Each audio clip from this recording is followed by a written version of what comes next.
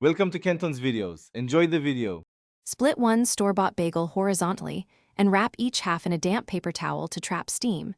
Use about 1 tablespoon of water on the towel for one bagel.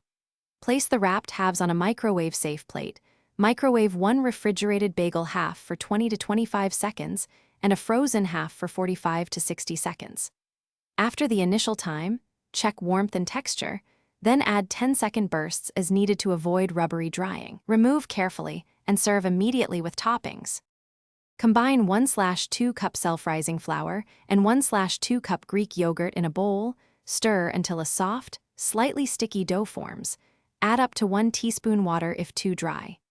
Pat dough into a 3 to 4 inch thick ring, create a 1-inch hole in the center, then place on a microwave-safe plate. Microwave on high for 50 to 70 seconds depending on power. Let rest and cool for 2 minutes before splitting to prevent tearing and to allow the interior to set.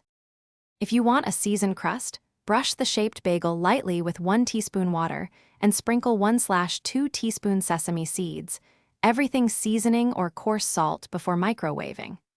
After cooling fully, store fresh bagels in an airtight container at room temperature up to 2 days or freeze for up to 1 month. Freeze individually wrapped. To reheat later, microwave refrigerated bagels 20 to 25 seconds and frozen bagels 45 to 60 seconds. Checking.